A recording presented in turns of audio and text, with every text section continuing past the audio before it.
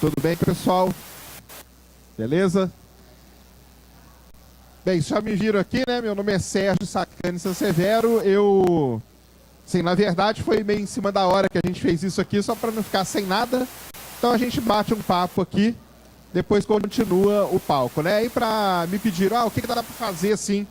De última hora eu resolvi pegar aí algumas notícias que foram destaque da astronomia durante essa semana, para a gente conversar aqui. É bem tranquilo, tá? Não tem nada assim muito preparado, não. É só para a gente ver só para vocês verem que todo dia, se você for atrás, tem muita notícia interessante, principalmente da área de astronomia, tá? Então eu vou passar algumas aqui que são importantes até. Essa semana teve bastante coisa interessante.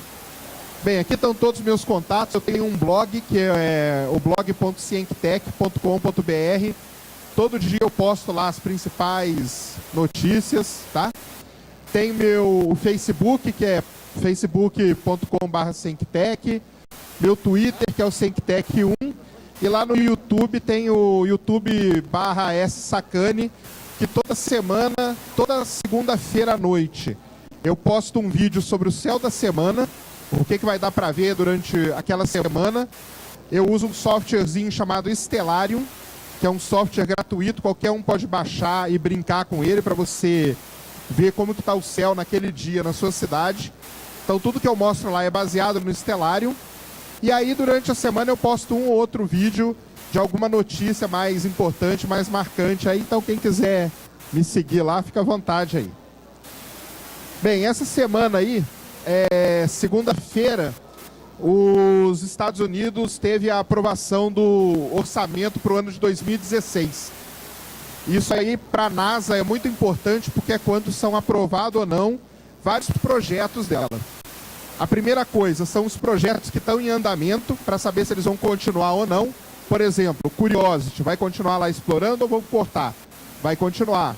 A missão Juno, que está a caminho de Júpiter, vai continuar. Então eles fazem tudo isso. A grande notícia dessa segunda foi que a NASA fez um pedido de aumento de orçamento justamente para construir uma missão para ir para a Europa. Eu não sei se todo mundo conhece a Europa. A Europa é um dos satélites de Júpiter.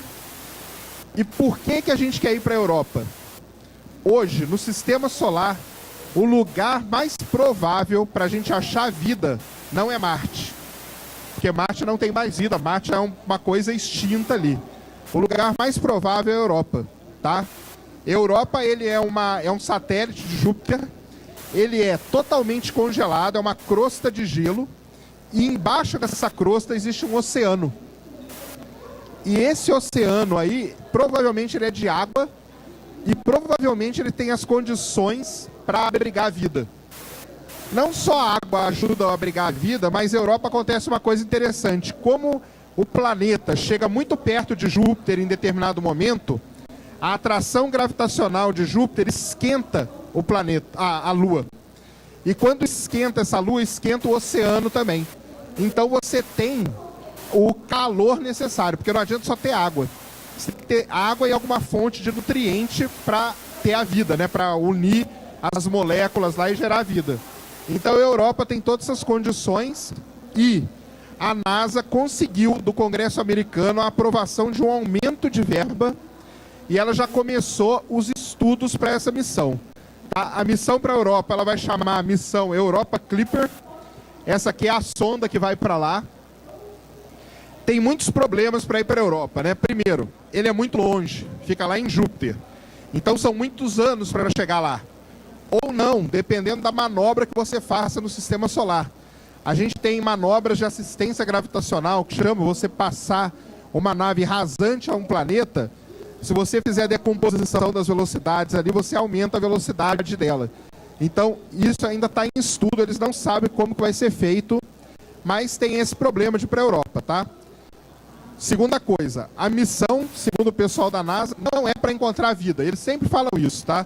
Não é para encontrar vida. É, na verdade, para estudar as condições lá. Essa navezinha aqui, ela não vai pousar em Europa ainda. Ela só vai sobrevoar Europa. Vai sobrevoar, vai ver se esse oceano realmente existe lá da maneira como se acredita. E se for tudo ok, depois eles pretendem mandar outra missão para ir pousar lá em Europa e estudar. Alguém viu o filme do ano passado aí, Europa Report? Chegaram a ver? Não? É um filme de ficção científica do ano passado, podem procurar, chama Europa Report. É mais ou menos a ideia dessa missão aqui. Eles mandam uma sonda, a sonda confirma que existe esse oceano, depois eles mandam astronautas para explorar lá e acontece várias coisas lá. Podem baixar aí que é legal, quem já viu. Assim, a parte científica dele é bem legal. O filme não é lá grandes coisas, tá? Mas então essa foi a primeira grande notícia dessa semana, a aprovação do Congresso americano de aumentar um pouco a verba da NASA para ter condição de gerar essa missão aí, tá? Bem, ainda nesse lance de água, né? A água é um problema, né? Tá todo mundo aqui em São Paulo tá vendo o problema que a gente tem com água. E existe um desejo muito grande de encontrar água em vários lugares, principalmente do sistema solar, tá? Bem, na Lua acredita-se tenha muita água na Lua. Água armazenada em moléculas em determinados lugares, tá? E essa semana eles descobriram o quê? Que as crateras do hemisfério sul da Lua têm mais água. E além disso, o talude, sabe o que é talude, né? Talude é a rampinha aqui, ó, da cratera. Talude é isso aqui, ó. E nos taludes dessas crateras que estão voltados para o Polo Sul, tem mais água concentrada lá, tá?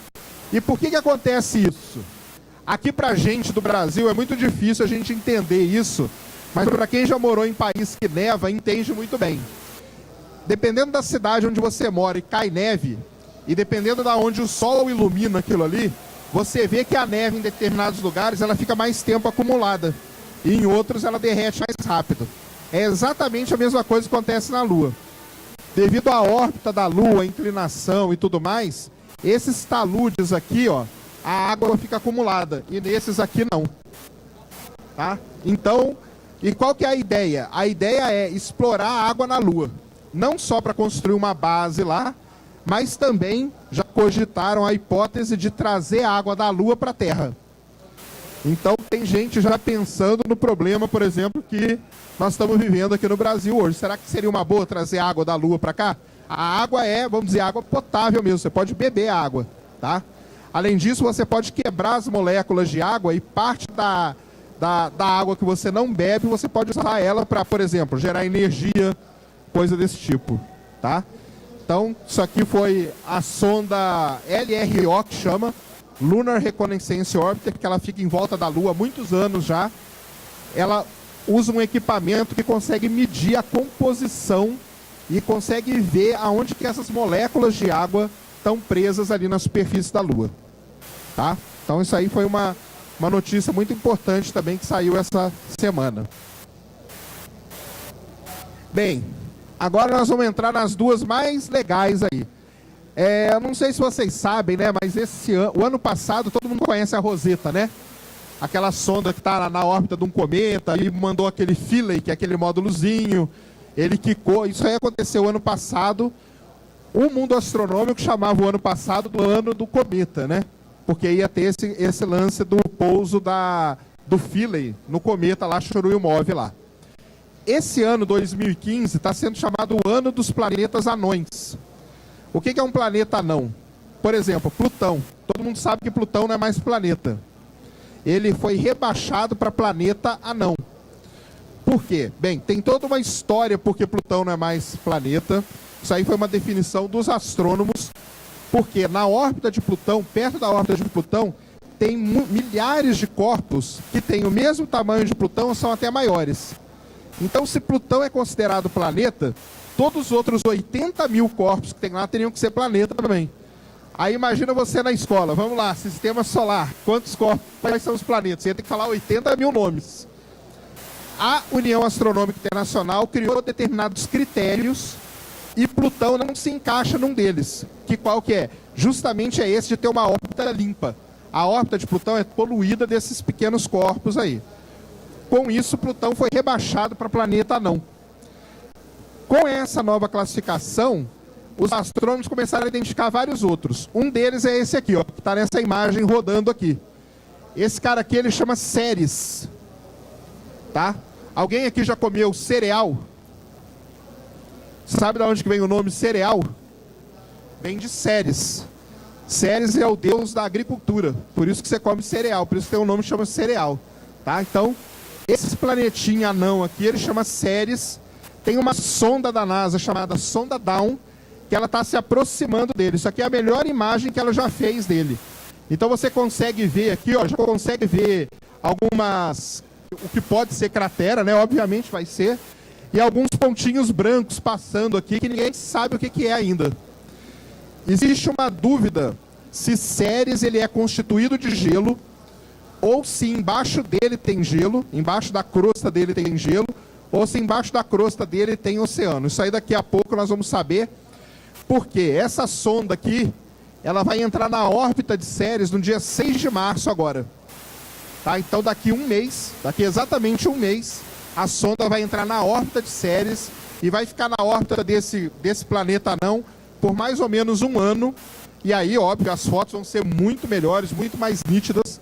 Essa sonda visitou um outro asteroide chamado Vesta durante 2011 e 2012.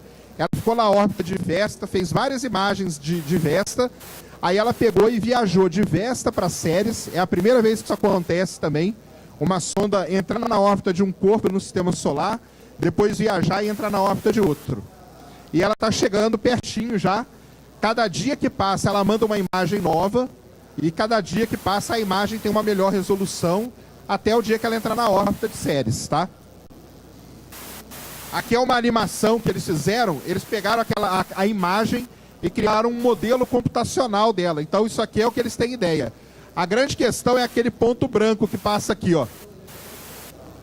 Aquele ponto branco ali. Aquele ponto branco, o Hubble, há muito tempo atrás, já tinha fotografado ele.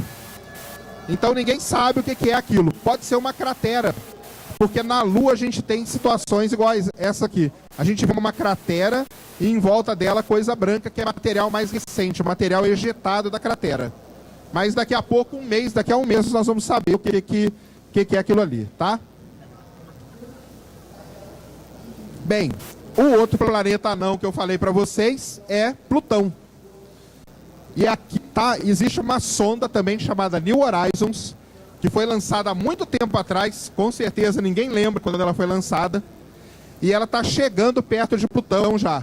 Quando que ela vai chegar em Plutão? Essa aqui é dia 14 de julho desse ano. Então dia 6 de março a gente chega em Ceres, e dia 14 de julho a gente chega em Plutão. Vai ser a primeira vez que uma sonda vai chegar em Plutão, porque as Voyagers, elas não passaram por Plutão. A trajetória delas era passar por Netuno, Urano e depois sair do sistema solar.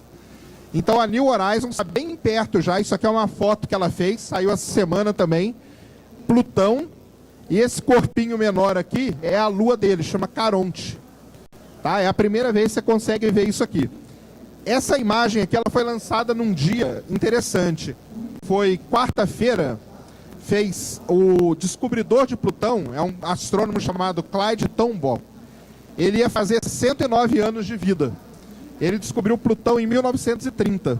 Então foi uma brincadeira que eles fizeram, lançar a imagem em homenagem ao aniversário desse cara, tá? Então isso aí é bem interessante também. Aqui é uma animaçãozinha. Plutão tá ali, ó, e Caronte que fica orbitando aqui Plutão, tá? Aqui é a distância que ela tá, ó, de Plutão, em quilômetros, ó. 202 milhões de quilômetros. Quanto tempo ela vai levar para fazer esse percurso? 3, 4 meses, né? Que até julho. Tá? Então ela anda muito rápido. Essa sonda aqui ela é recordista de velocidade. Quando ela foi lançada, ela fez a distância Terra-Lua em meia hora. E tudo que ela cumpriu, cada planeta que ela passava, era tipo uma corrida corrida mesmo de velocista. Ela ia quebrando recorde atrás de recorde. Então é a sonda mais rápida que já foi feita pelo homem. Está chegando em Plutão esse ano. Qual que é a diferença? Ela não vai entrar na órbita de Plutão. O dia 14 de julho ela vai passar 24 horas fotografando o Plutão e depois vai embora para fotografar outros corpos daqueles 80 mil que eu falei para vocês. Então, a Dawn vai entrar na órbita de Ceres, mas a New Horizons ela vai passar só por Plutão e vai embora para o Sistema Solar. Tá? Que corpo que ela vai visitar depois? O Hubble está ajudando a decidir qual corpo ela pode ir depois. Então, eles estão fazendo uma análise conjunta do Hubble com a trajetória dela. Talvez ela tenha que fazer alguma manobra aí no espaço para mirar para outro corpo, tá? Mas vai ser muito interessante, podem anotar, 6 de março e 14 de julho. Todo mundo vai ouvir falar nessas datas aí, são esses dois encontros aqui. Isso aqui também, uma coisa muito legal que aconteceu, não sei se vocês ficaram sabendo, no dia 24 de janeiro, aconteceu um fenômeno super raro, que deu para ver daqui da Terra, eu assisti ele através do telescópio, muita gente assistiu também. O que acontece? Esse aqui é o planeta Júpiter, e esses pontinhos pretos aqui é a projeção da sombra das luas de Júpiter na face do planeta. Até aí tudo bem, isso aí acontece toda hora. Se a gente pudesse ver Júpiter hoje, a gente ia ver uma lua passando na frente dele. Mas esse fenômeno aqui foi um trânsito triplo. Ao mesmo tempo, a gente teve 3 sombras, cadê aqui, dá para ver, ó, passando na frente do disco dele. A próxima vez que isso vai acontecer vai ser no dia 30 de dezembro de 2032. Até lá não acontece outro evento desse, tá? Aí, todo mundo, aqui da Terra, muita gente viu, eu assisti, nós transmitimos via Hangout, a gente estava com 3 telescópios aqui no Brasil, transmitindo ao vivo esse fenômeno. E essa imagem aqui é a imagem que o Hubble fez. Tá? Então quem entrar no site do Hubble, hubble.org, vai estar lá as novas imagens. É a imagem que ele fez. Eu aconselho todo mundo a entrar, porque é muito bonita mesmo a imagem que ele fez. A imagem dele é muito nítida. Dá para você ver até a cor das luazinhas, porque você vê não só a sombra, que é o pontinho preto, né? Mas o pontinho claro aqui, ó, é a própria Lua. Então a Lua ela vem andando, o Sol está batendo em um determinado ângulo, bate nela e projeta a sombra. A sombra fica lá e ela continua, e a sombra vai andando. Tá? As luazinhas que participaram aqui foram Io, Calisto e Europa. Lembra da Europa lá no começo? Ela estava aqui. Por que isso acontece? Essas 3 luas e mais uma chamada Ganymede são as luas que Galileu descobriu quando apontou o telescópiozinho dele para Júpiter. Elas são chamadas de luas galileanas, tá? Outro fato interessante, só pode acontecer um trânsito triplo. Um trânsito de 4 luas é impossível acontecer, porque essas luas elas estão no que a gente chama de ressonância orbital, e isso nunca vai acontecer em Júpiter, tá? Então o máximo que a gente consegue ver é isso aqui. O fenômeno mesmo de 3 sombrinhas estarem ali dura só meia hora. Tá? Só por meia hora, porque uma estava entrando aqui, a outra estava quase saindo do lado de lá. Tá? Próxima vez que isso vai acontecer, 30 de dezembro de 2032. Por que eu quis colocar Júpiter aqui para vocês? Infelizmente está chovendo aqui em São Paulo hoje. Hoje é um dia muito especial para ver Júpiter. Porque Júpiter está numa posição que os astrônomos chamam de oposição com relação ao Sol. O que quer dizer isso? A gente tem no Sistema Solar uma configuração em que a Terra hoje está passando entre Júpiter e o Sol. Se você estivesse lá em Júpiter hoje, você ia ver um pontinho preto passando em frente ao Sol, seria a Terra. Isso é muito bom para observar, porque os raios solares que batem em Júpiter, eles vêm direto para a gente. Então, todas essas feições aqui da atmosfera de Júpiter, você vê ela muito mais claramente. O planeta vai estar muito mais brilhante hoje. Quem tiver um céu, hoje não vai dar, aqui em São Paulo, infelizmente, não vai dar, mas se pudesse ver, seria muito legal. Ele está com uma magnitude de menos 2,6, que é bem brilhante mesmo. É a estrela mais brilhante do céu. Nesses próximos dias aí, quando vocês voltarem para casa de vocês vão ver qualquer estrela mais brilhante no céu, aquele lá é Júpiter. É um planeta, não é uma estrela. Se você tiver um binóculo, aponte para lá, um telescópio pequeno, porque esse período agora é a melhor época para observar Júpiter. A oposição, devido a esse problema de geometria, ela só acontece a cada 2 anos, mais ou menos. Então só daqui a 2 anos que nós vamos ter uma outra situação igual essa. Tá? O ano passado a gente teve a oposição de Marte, que foi a melhor época para ver Marte, e agora a oposição de Júpiter com essa situação aqui. E esse fenômeno aqui que foi muito legal de ver. Aqui é uma imagem mais próxima, ó. Uma sombrinha aqui, ó. A outra aqui e a outra aqui. E a luazinha aqui na frente, ó. Tá? Então a imagem do Hubble ela é tão boa que você consegue ver até detalhes da própria luazinha ali, ó. E a coloração delas são diferentes, por quê? Por causa da composição. Europa, lembra que era toda branca? Ela aparece branca aqui. Io, que é essa aqui, é Io. Ele é todo amarelinho assim, porque Io ele é coberto de enxofre. Então ele é todo amarelinho assim, porque é a coloração dele. E a Calisto tem uma coloração mais um marrom assim, mais amarronzada, tá? Então foi bem legal ver isso aqui mesmo, é um fenômeno muito interessante.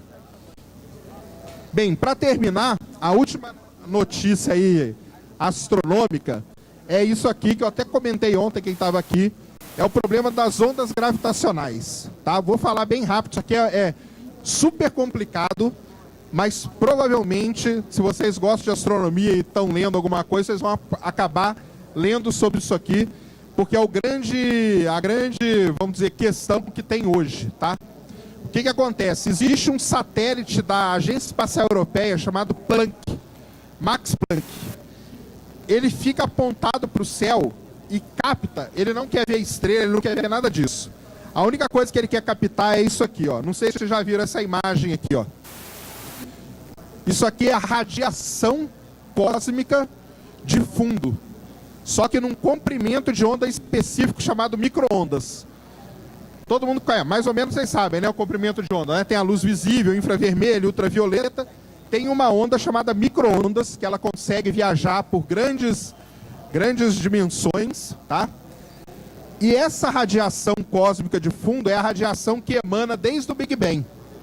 Então, desde que o universo começou, está soltando aquela radiação e o Planck observa justamente isso.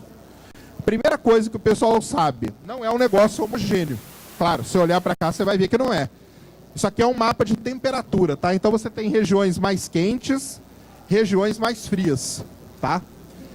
A grande questão que se tem hoje é a seguinte: será que de alguma maneira, quando o universo começou e essa radiação começou a se propagar, será que ela teve uma maneira que ela polarizou a luz? Polarizar a luz, o que é? Quem já tirou foto com filtro polarizador, se você ficar rodando o filtro assim, a imagem uma hora parece uma cor, uma hora de outra. Por quê? Ele pega a luz, os fótons, né? Os fótons da luz e orienta eles numa direção só, tá? Então isso aqui é o quê? O que é polarizar a luz? É fazer a luz vibrar numa única direção. O que pode ter feito isso são as chamadas ondas gravitacionais. A onda gravitacional pode ter pego os fótons de luz e feito eles polarizar esses fótons, fazer eles vibrarem numa mesma direção. O ano passado lançaram um estudo falando que sim, que as ondas gravitacionais existem. Aí vocês vão perguntar, pô, mas e aí, o que quer dizer isso, né? Existe uma teoria de que, quando o universo surgiu, os primeiros segundos, ali, milissegundos de vida dele, ele passou por um negócio chamado grande inflação. Foi aonde nasceram a maior parte das galáxias, estrelas e tudo mais que tem hoje, nasceu nesse período, que foi uma aceleração muito rápida do universo. Se você vê as ondas gravitacionais, você prova que teve essa inflação, porque só nesse estágio de inflação é que essas ondas podiam ter sido criadas. Se você não vê as ondas gravitacionais, você não pode afirmar que teve. Pode ser que teve, mas você não consegue afirmar. E como que eu sei das ondas gravitacionais? Vendo se a luz está polarizada ou não. Então o Planck, ele estuda isso, ele quer saber se aquela luz que vem do fundo, ela está polarizada ou não. Aonde que ele vê isso? Naquela primeira figurinha que eu mostrei para vocês. Isso aqui, ó. O problema é o quê?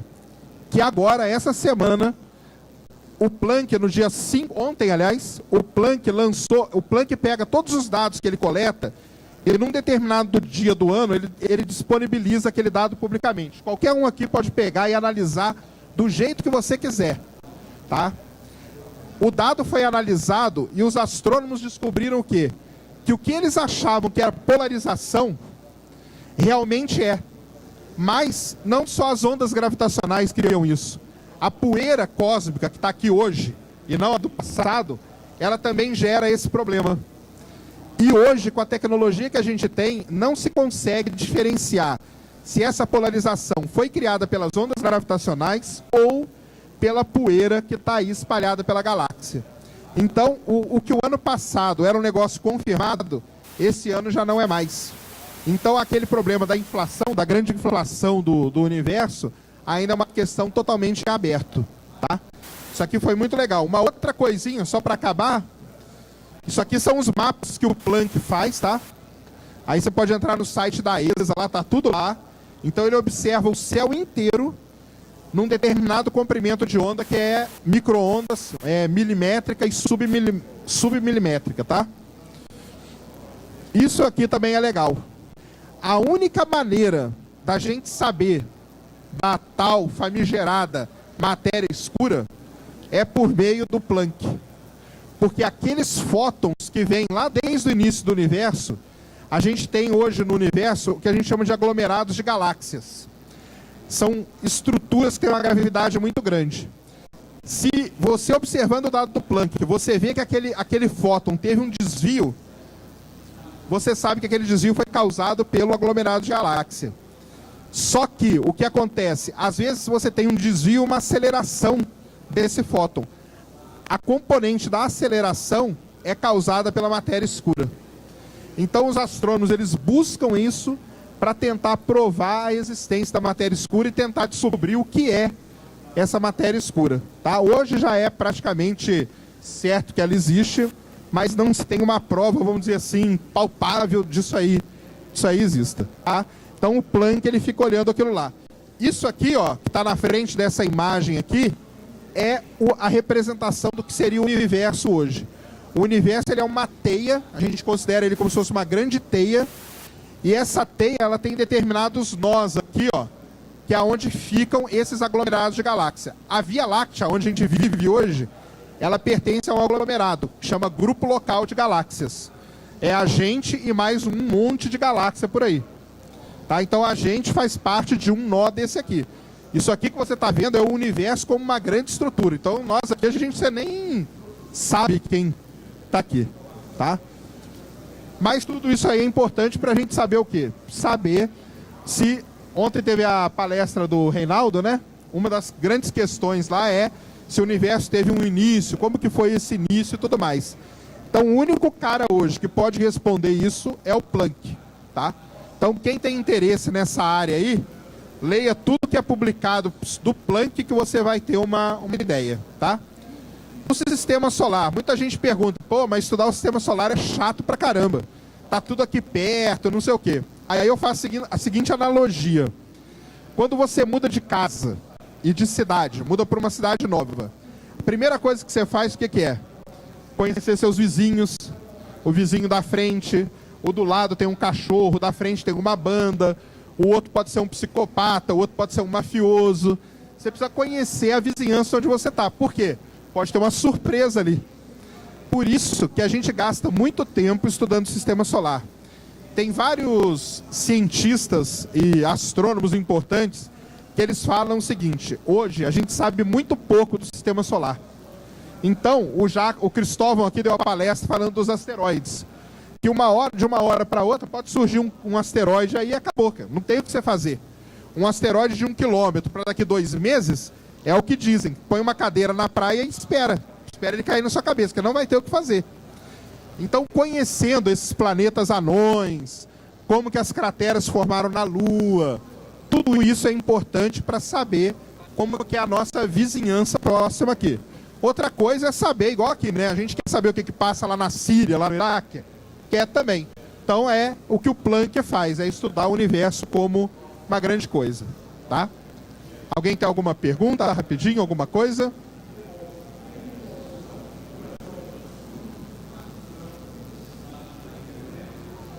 Boa tarde. Meu nome é William Pereira. Eu queria saber por que eles consideravam Plutão um planeta, sendo que existem outros corpos que eram até maiores que ele. Como é que eles viram o Plutão e acharam ele um planeta? Então, a pergunta dele, não sei se todo mundo ouviu, ele perguntou por que antes Plutão era considerado um planeta e depois ele foi rebaixado. Esse rebaixamento de Plutão aconteceu no ano de 2006, tá? O que acontece? Até o ano 2000, não tinha como observar esses outros objetos do Sistema Solar. Só a partir do ano 2000 que a gente teve grandes telescópios e começou, sim, a ter a observação desses outros corpos. Então, fizeram um censo de 2000 até 2005, muita gente estudando no mundo inteiro, fizeram um censo desses objetos. E aí chegaram a essa conclusão, falando, Plutão é um objeto que está lá nessa região do Sistema Solar, mas ele é um objeto de um tamanho normal, ele não é tão grande assim, tá? Mas isso só foi possível por causa da tecnologia que avançou. Senão, até hoje, a gente pensaria que Plutão era um planeta, tá? Mas por ter descoberto esse monte de planetinha lá perto, planetóide, né, o pessoal chama, que são pequenos planetas lá perto, a União Astronômica decidiu fazer isso, senão teria 90 mil, 80 mil planetas, tá?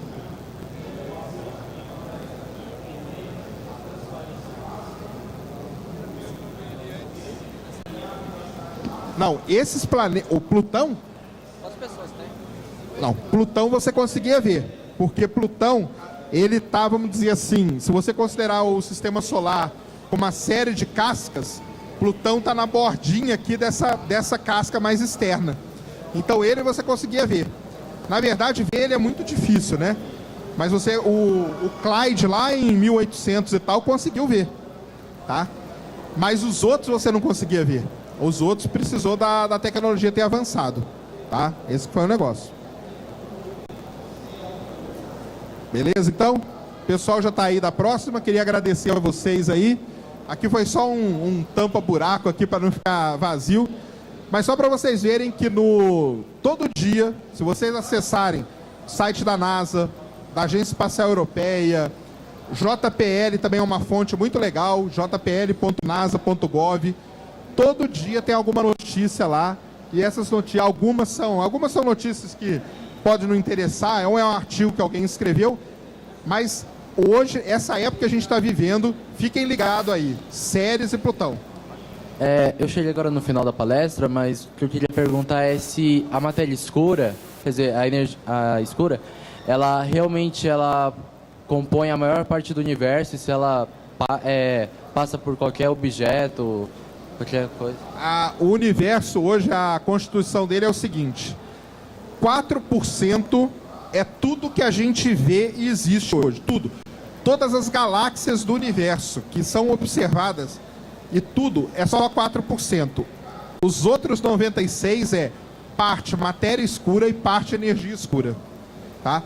Ela não é que ela penetre nada, ela é uma força parecida com a força da gravidade, ou da antigravidade, aí depende, isso é uma questão ainda um pouco em aberto, mas o que ela faz? Ela faz determinados efeitos no corpo. Por exemplo, ela acelera os fótons, e é isso que o Planck procura.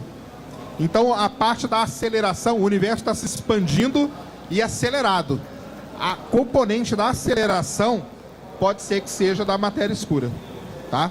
Não é que ela não é igual o raio cósmico, por exemplo. O raio cósmico, nós estamos sendo bombardeados toda hora, porque ele penetra e ele não interage com nada. Então você não sente nada acontecer, mas toda hora você está sendo bombardeado. A matéria escura é diferente, ela é seria como uma força, entendeu? Tá? Então é isso aí. Obrigadão a todo mundo aí. Então fiquem ligados, quem gosta de astronomia, tá? Todo dia tem alguma coisinha aí acontecendo.